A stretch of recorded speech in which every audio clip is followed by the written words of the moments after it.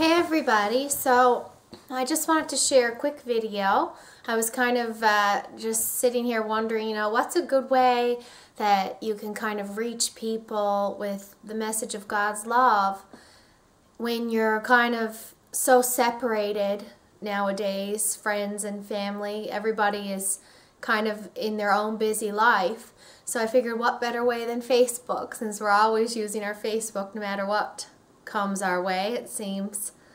This is the thing. So I thought I'd just share one of my favorite verses in the Bible, and it's kind of just like an effort to get people back to wanting to hear about truth as it is in God's eyes, getting back to the basic sort of thing, finding out what God's love is, what His purpose is for our lives, and where we want to take things in our lives. And so I'm going to be reading from 1 Corinthians. I'll just grab my Bible. In chapter 13, and it's called The Greatest Gift. Though I speak with tongues of men and of angels, but have not love, I have become as a sounding brass or a clanging cymbal. And though I have the gifts of prophecy and understand all the mysteries and all the knowledge, and though I have all faith so that I could remove mountains, but have not love, I am nothing.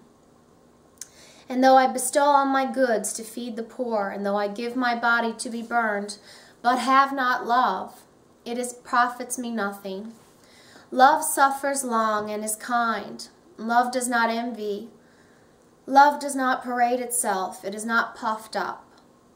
Does not behave rudely, does not seek its own, it is not provoked, thinks no evil, does not rejoice in iniquity, but rejoices in truth, bears all things, believes all things, hopes all things, endures all things. Love never fails. But whether there are prophecies, they will fail.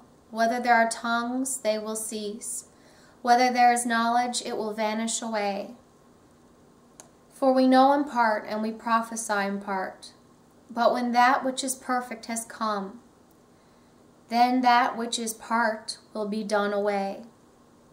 When I was a child, I spoke as a child. I understood as a child. I thought as a child.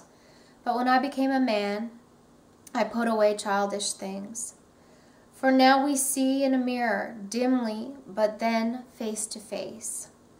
Now I know in part, but then I shall know, just as also I am known. And now abide faith, hope, love, these three. But the greatest of these is love. And I think that's a beautiful chapter showing just how important it is that we love one another. Just how important it is that we share and talk and speak with one another and have that sense of community and togetherness again. We're so separated in the world today, and just finding that time for our neighbor or that time for our friend, the time to do a nice gesture, a kind gesture, something that's done out of love. Finding that time to separate from ourselves and reach out to other people. That's something big. That's something what love is all about. That's what God intended for us, that we love one another. And I guess each person can find out, seek to understand what is love and how can I love more? How can I find that type of love that never fails?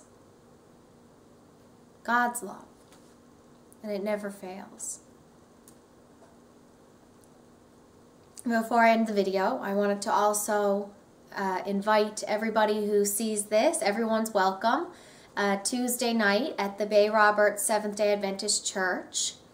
They're going to have a series of Bible studies, so for anybody out there, it might not be everybody, but I'm sure there are people out there who want to get back to the truth, get back to what God is speaking to us. The other day, somebody said, we speak to God through prayer, but God speaks to us through the Bible. and also nature and things that he provides, other people, of course. But if we want a basic thing we can go to day by day and rely upon and know that God would never have it changed, it would always be according to what he had planned all along.